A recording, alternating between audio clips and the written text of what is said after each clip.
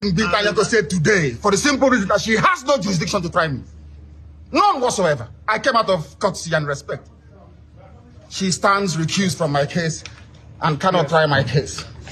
There are things that are happening in this country that a lot of you do not know. It is my duty to make that very, very clear to all of you today.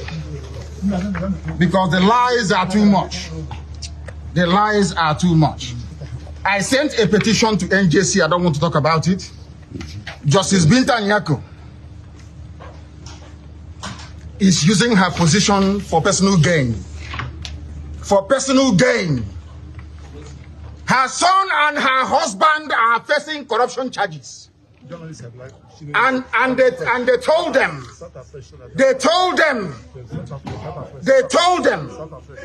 that if they convict me, this is what happens. You can see it.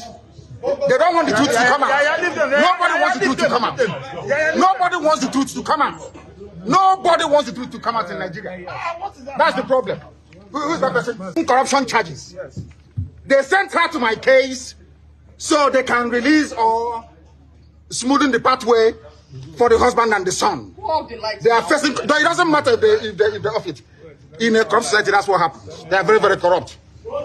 There is a breach of judicial oath.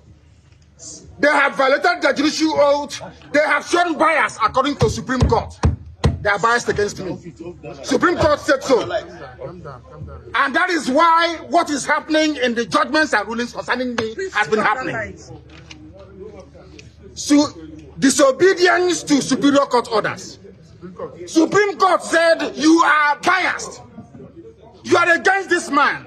You should not have revoked his bail. Nigeria went to Kenya and kidnapped him. These things are in the public domain. Why, therefore, are they insisting on trying me?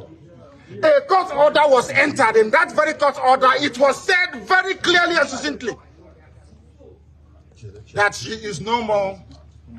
No. That she is no more going to try me. Why are they insisting? Why are they insisting? I ask. Because they have no case against me. They have no case against me, and they know it.